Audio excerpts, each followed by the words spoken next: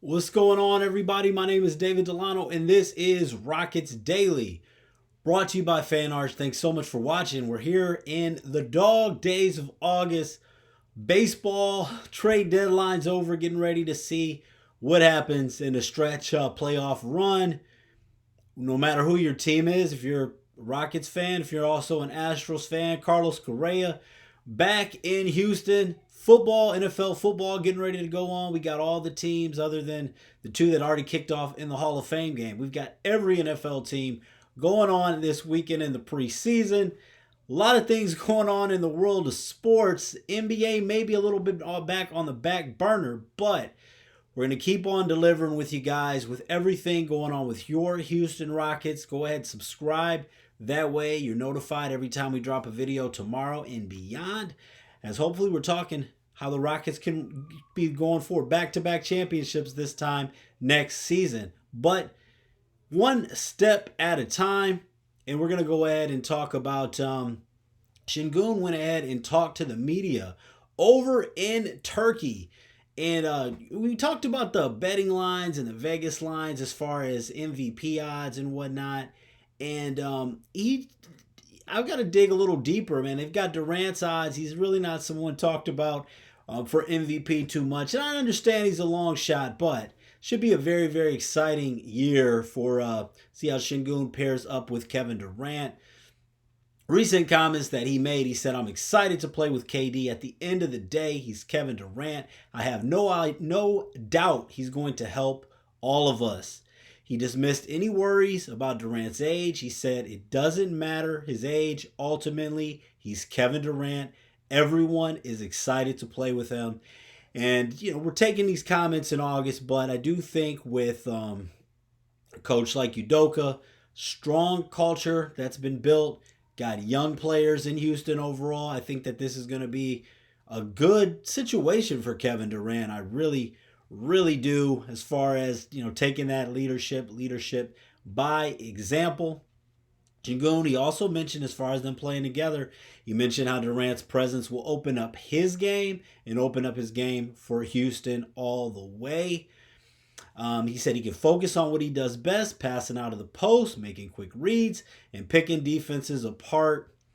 Look, I'm excited about it. That's Şengün talking to the media there over in Turkey, and hopefully this leads to a long playoff run. Now, as we've been having some downtime, but I'm keeping my mind Rockets focused.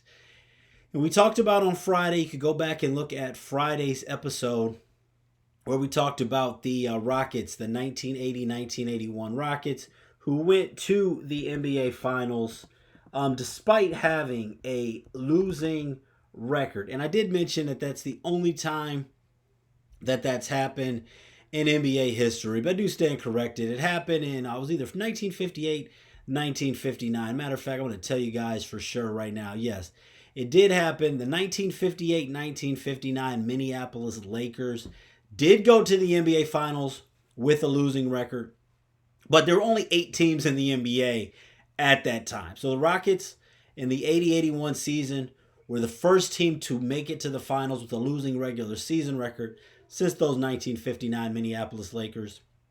And really the first time, the only time it's happened in the NBA when there's been more than 8 teams in the NBA. So we talked about that, and now for the history section, how did the Rockets respond in that 1981-1982 season? And just keeping my mind Rockets focused at this time of the year. I actually last night watched that 1980-1981, the 1981 NBA Finals between the Rockets and the Celtics. I watched game 1. I'm going to watch all 6 games, but I did watch game 1 of this team led by Moses Malone. How did the team respond the next season?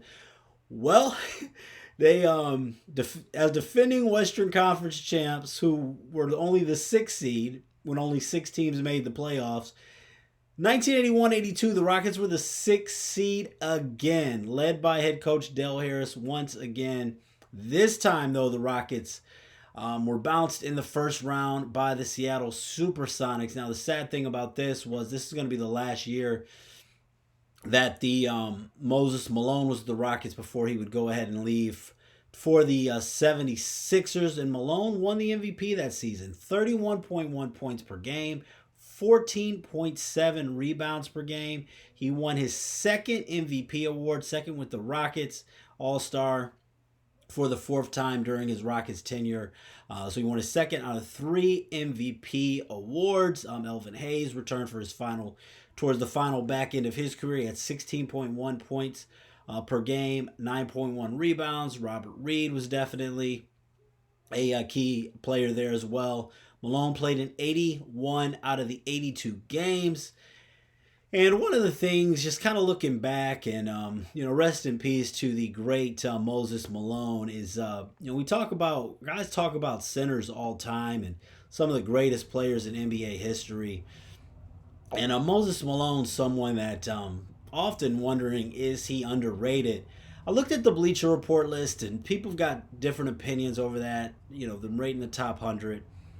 We're just going to focus here on the Rockets. We're going to focus with Moses Malone, who Bleacher Report actually had him right a spot above Karl Malone.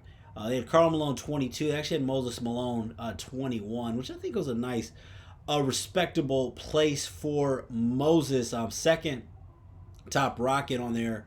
For not including Kevin Durant, guys who've played games so far for the Rockets, outside of Olajuwon, of course. But is Moses Malone one of the most underrated players in NBA history? He's got 3 MVPs, 7-time, But Moses 12th on the NBA all-time scoring list, a 5th all-time rebounding list behind Wilt Chamberlain, Bill Russell, Kareem Abdul-Jabbar, and Elvin Hayes, and right ahead of Tim Duncan, just slightly ahead of Tim Duncan all-time rebounds. So Moses, someone that doesn't get talked about a lot. And one thing with Moses, right in that with the ABA-NBA merger, NBA was not at its height of popularity.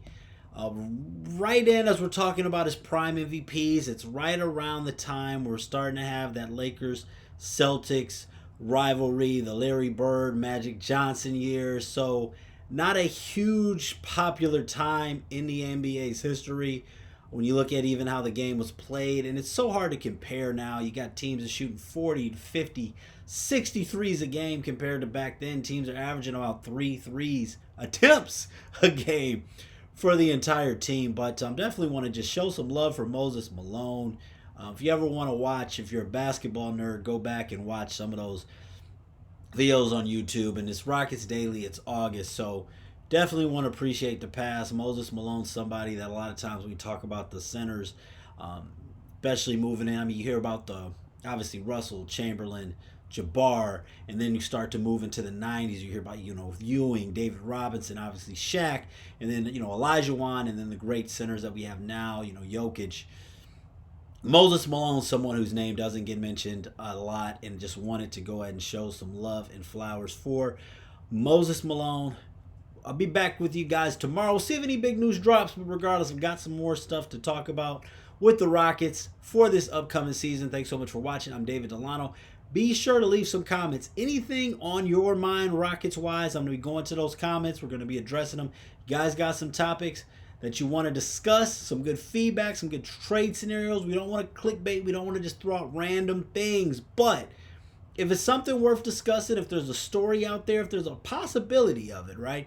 No one thought that Luka would get traded to the Lakers. We will discuss it. So leave those comments. Thanks so much for the support. Go ahead and subscribe. Help us grow. God bless and be safe out there.